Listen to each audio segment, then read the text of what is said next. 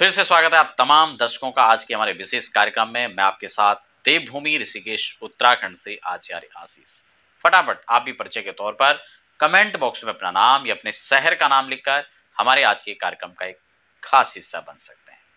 देखिए, जब मुहूर्त की बात आती है तो हम लोग कई बार क्या सोचते हैं कि आज का दिन अच्छा है, यानी मतलब सुबह से शाम तक अच्छा है, कभी भी कर सकते हैं।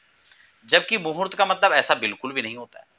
मुहूर्त शब्द का जो मतलब है, जो अर्थ बनता है, जो मुहूर्त निकलता है, मुहूर्त 2 घटी का होता है। और मैं आपकी सुविधा के लिए आपको मिनट में बता दूं, 24 मिनट का 1 घटी होता है। तो यानी 48 मिनट 2 घटी का 1 मुहूर्त बनेगा। तो अब आप समझ रहे हैं, हम सुबह से शाम तक मुहूर्त समझ रहे हैं, जबकि वो विशेष किसी 2 घटी का 1 मुहूर्त बनेगा, या किसी एक खास लगन का, जो लगन 2 घंटे से लेकर सवा 2 या 2.5 घंटे तक हो सकता है, या फिर हम उस लगन में काम करेंगे। अच्छा, खास बात ये कि उस समय भी हम कई बार राहु काल, गुलिक काल, इन सब कालों में फंसे होते हैं, जबकि हमें इनका मतलब ही नहीं होता है कि इन सब चीजों की आवश्यकता कहां पड़ती है। इसी प्रकार के मुहूर्तों के विशेष जो बातें होती हैं, उन पर हमें ध्यान देना होता है। ऐसे ही एक खास विषय के साथ आज हम लोग बात करने वाले हैं चंद्रमा की, क्योंकि जब हम किसी भी मुहूर्त को देखते हैं तो वो चंद्र पर आधारित होता है, क्योंकि वो आपकी राशि से आधारित होता है और आपकी राशि का संबंध चंद्रमा से है और चंद्रमा का संबंध मंद से है। चंद्रमा का संबंध दिन और रात से है। चंद्रमा का संबंध शुक्ल पक्ष और कृष्ण पक्ष से है। यानी मुहूर्त निकालने में चंद्रमा का एक बहुत बड़ा स्थान होता है। इसीलिए आज हम उस पर विचार करेंगे कि चंद्रमा कब किस स्थिति में हो जब आपके लिए मुहूर्त शुभाशुभ हो सकते हैं। बहुत गहन विषय है। फटाफट इसी चर्चा को हम लोग आगे बढ़ाएं। इससे पहले एक निवेदन छोटा सा, यदि आप पहली बार हमारे चैनल पर विजिट कर रहे हैं या फिर आपने अभी तक चैनल को सब्सक्राइब नहीं किया, तो फटाफट चैनल को सब्सक्राइब करके बेल आइकन प्रेस कर लें, ताकि समय समय पर ऐसे ही इंफॉर्मेटिव चर्चाएं आपको मिलती रहे। देखिए, जब हम मुहूर्त की बात करते हैं तो यहां पर चंद्रमा की हम बात कर रहे हैं आज, ठीक है ना। और ये बहुत विशिष्ट विषय है। मैं आपको चंद्रमा कैसे देखते हैं, क्या इसकी विशेषताएं, कैसे देखना चाहिए, इसकी आपको पूरी जानकारी आज के कार्यक्रम में देने वाला हूं। सबसे पहले तो चंद्रमा का वास समझ लेते हैं। आप सब जानते हैं कि चंद्रमा की पत्नियां, 27 पत्नियां जो हैं, उनको 27 नक्षत्र कहते हैं, ठीक है ना। और इन्हीं 27 नक्षत्रों पर परिभ्रमण करते हैं चंद्रमा। इन्हीं 27 नक्षत्रों से होकर निकलते हैं।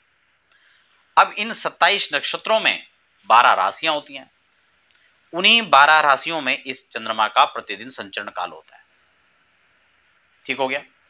अब इसमें से यहां पर एक श्लोक का मैं आपको अर्थ सहित बता रहा हूं कि क्या इसका प्रमाण है चंद्रमावास का मेषेच सिंहेच धनु पूर्व भागे। ठीक है, अगर यह मेष, सिंह और धनु राशि में होते हैं तो वह चंद्रमा उस दिन पूर्व दिशा में माने जाते हैं। मैं आपको स्पष्ट आगे समझाने वाला हूं, थोड़ा आप समझ लीजिए पहले। उसके बाद वृष, कन्या, मकर राशि में अगर हो तो दक्षिण में कहलाए जाते हैं, जबकि मिथुन, तुला और कुंभ राशि में चंद्रमा होते हैं तो पश्चिम भाग में कहलाए जाते हैं, जबकि कर्क, वृश्चिक और मीन राशि में होते हैं तो उत्तर दिशा में कहलाए जाते हैं। स्पष्ट हो गया। अब इसमें सबसे बड़ी बात, इसलिए मैंने ये आपको पहले इसलिए बता दिया क्योंकि जब चंद्रमा पूर्व दिशा में होंगे तो आपकी कार्य की शुरुआत करने के लिए या फिर किसी प्रकार की यात्रा पर जाने के लिए आपको सम्मुख जो चंद्रमा होंगे वो आपके लिए शुभकारी होंगे। मैं इसका भी आपको जो फल है उसको भी आपको साथ साथ बता दूं। देखिए, आज का कार्यक्रम स्क्रिप्ट करने वाला नहीं है, क्योंकि अगर आपने थोड़ा भी स्क्रिप्ट कर लिया तो फिर आपको बात वहीं से वहीं आपकी क्लियर नहीं हो पाएगा कि क्या हम बताना चाह रहे हैं। देखिए, यहां पर बड़ा स्पष्ट लिखा है, मैं कोशिश करूंगा कि थोड़ा जल्दी जल्दी आपको बताऊं और आपको समझ भी आ जाए, ठीक है ना। यहां पर लिखा है सम्मुखे चार्थ लाभाय, यानी सम्मुख में अगर चंद्रमा पढ़ते हो, सम्मुख की राशि में पढ़ते हो तो आपको क्या होगा, लाभ होगा। चार्थ लाभ है यानी धन का लाभ होगा। पृष्ठे चंद्रे धनक्षय, बहुत अच्छी बात है। अग्र भाग, सम्मुख भाग पूर्व भाग में पढ़ेंगे तो धन का लाभ, और पृष्ठ भाग पश्चिम में पीठ की चंद्रमा पढ़ेंगे तो धन की हानि होगी, धनाक्षय। आप समझ रहे हैं ना, पूर्व और पश्चिम 36 का आंकड़ा हो रहा है, इधर कुछ है और उधर कुछ है, तो बहुत फर्क है।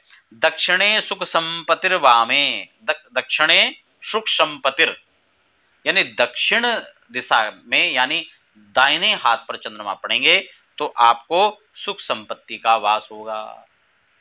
और वामे तो मरणम ध्रुवम, और वाम भाग में अगर आपको चंद्रमा पड़ेंगे तो मरणम शब्द लिखा हुआ है। मरणम का शब्द का अर्थ जो है सिर्फ मृत्यु नहीं हो सकता है। समझ सकते हैं? अपमान हो गया तो अपमान भी मृत्यु तुल्य कष्ट देगा। किसी बड़ी हानि, बड़ी दुर्घटना है, वो भी मृत्यु है। ये मृत्यु तुल्य कष्ट कहा जा सकता है। बड़ा अपशगुन, बड़ी अनहोनी, ये सब मृत्यु ही है। मृत्यु का मतलब सिर्फ मरना नहीं है। कई बार तो जीते जी भी मृत्यु से ज्यादा बड़ी स्थिति हो जाती है। तो इस चीज को हमें समझना होगा। ठीक है, तो सम्मुखे चार्थ लाभाय, पृष्ठे धनक्षय चंद्र धनशय, दक्षिणे सुख संपत्तिर, वामे तो मरणम ध्रुवम। ये इसका चारों दिशाओं में, यानी पूर्व पश्चिम उत्तर दक्षिण चारों दिशाओं में चंद्रमा के वास से फल बताया गया है। क्लियर हो गया? अब मैं आपको ये थोड़ा सा, और वैसे मैंने ये बता दिया है किस किस राशि में कैसे कैसे होता है, लेकिन थोड़ा एक एग्जाम्पल के साथ आपको और बता देता हूं कि जब आप काम कर रहे हो तब आपको, मान लो कि आप गृह प्रवेश कर रहे हैं, मान लो कि आप यात्रा कर रहे हैं, मान लो आप किसी व्यापार का शुभारंभ कर रहे हैं, तो आपको कैसे देखना है कि अगर हम पूरब की ओर जा रहे हैं,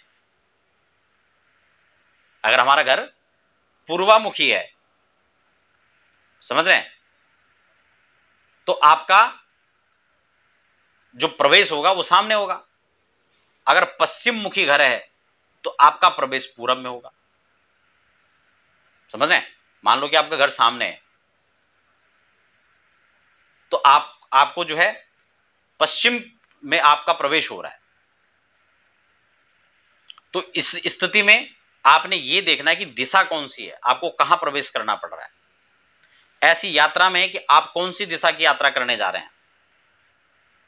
आप दुकान का आरंभ कर रहे हैं, किसी भी शुभारंभ कार्य में, केवल मैं इसी की बात नहीं कर रहा हूं, किसी भी, यहां पर स्पष्ट लिखा हुआ है कि आपकी कार्य शुभारंभ में और किसी भी नूतन कार्य के शुभारंभ में आपको इसको कैसे देखना है। अब किस किस राशियों में किस किस तरह से ये पूरा पश्चिम उत्तर दक्षिण है, ये तो कॉन्सेप्ट आपको समझ में आ गया। अब हम थोड़ा ये विचार कर लेते हैं कि इसमें 12 राशियों का एक अलग चंद्रमा गोचर के हिसाब से, ये तो सम्मुख एक राशि का फल हो गया।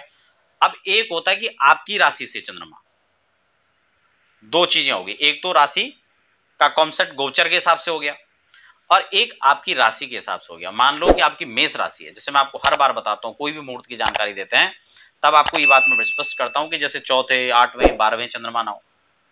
समझ रहे हैं? तो मैंने आपको समझा भी रखा है कई बार, जो पुराने दर्शक हैं जो हमारे कार्यक्रम देखते हैं उनको मैं हर कार्यक्रम में बात समझाता हूं। ठीक है, तो वो समझ रहे होंगे कि चौथा, अष्टम, 12वां ये कैसे देखना है।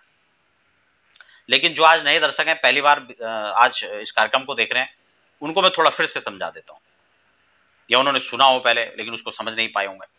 तो आपको क्या करना है कि कुंडली बना लेनी है और वो चार्ट बना करके आपको 12 स्थान होते हैं उसमें, तो उसमें क्रमशः 1 2 3 4 5 6 7 8 से 12 तक गिनती लिख देनी है ताकि 12 भाव हो जाए। ठीक है ना? 12 हाउस हो गए। अब आपको क्या करना है कि आपकी जो राशि है उसको सबसे पहले लिखना है, पहले घर में, फर्स्ट हाउस में लिखना है। मान लो मेरी मेष राशि है तो मैंने पहले घर में 1 लिख दिया। आपकी 2 है, वृष राशि है तो आप 2 लिख लीजिए। आपकी कर्क राशि है तो आप 4 लिख दीजिए।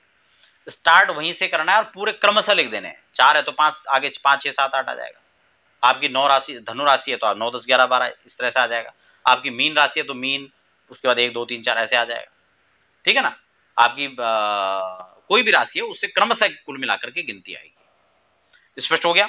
अब उससे आपको क्या करना है कि गोचर वाले चंद्रमा जिस दिन, मान लो मेरी मेष राशि है और मैंने 1 से अपना चार्ट तैयार कर दिया और आज की जो चंद्रमा है वो वृश्चिक राशि पर है। अब आपने 1 से शुरू करना है क्योंकि आपकी तो मेष राशि है, 1 से शुरू करना है। तो 1 2 3 4 5 6 7 8, 8वें भाव पर चंद्रमा पड़ रहा है कुंडली के हिसाब से। आप हाथ में भी गिन सकते हैं, अगर आपको उतनी नॉलेज है तो आप हाथ में देख के भी इसको गिन सकते हैं।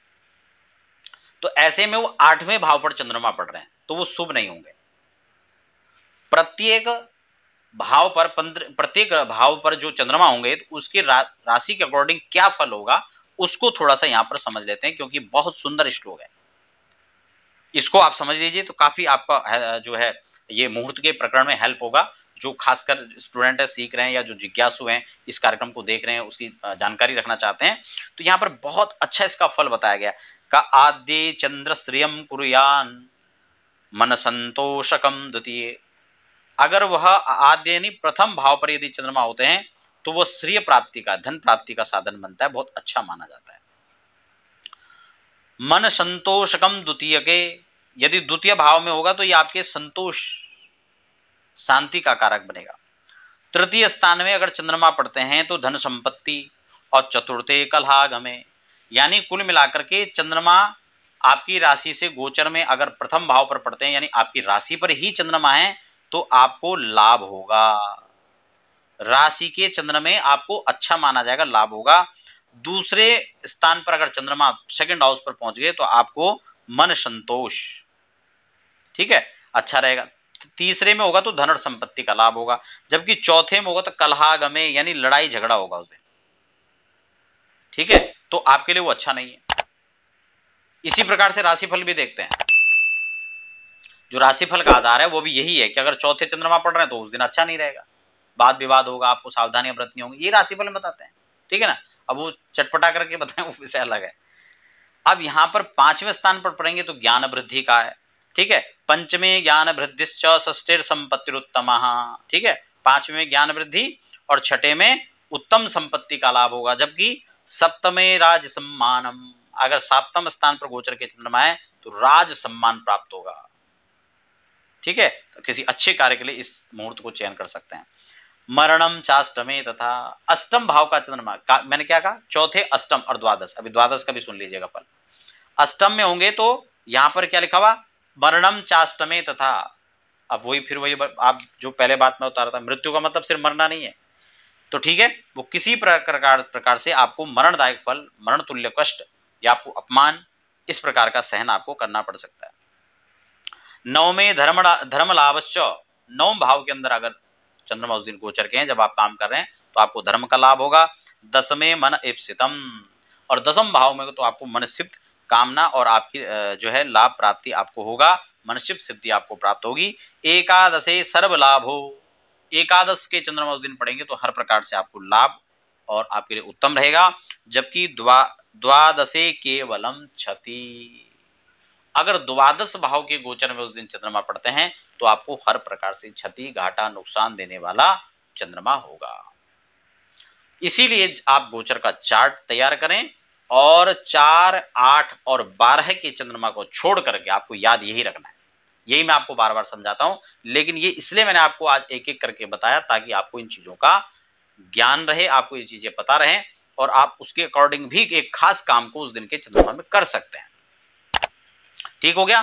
तो ये यहां पर चंद्रमा के प्रत्येक राशि पर होने का एक फल है, उसमें से आपको चौथे, 8वें और 12वें वाले चंद्रमा में आपको काम नहीं करना है, ठीक है। अब आपको ये मैं पहले ही बता चुका हूं कि कौन कौन सी राशि पर चंद्रमा होंगे तो वो सम्मुख होगा, और कौन सी राशि पर चंद्रमा होंगे तो पृष्ठ भाग में होंगे, और कौन सी राशि पर दक्षिण और वाम भाग में आपके चंद्रमा होंगे।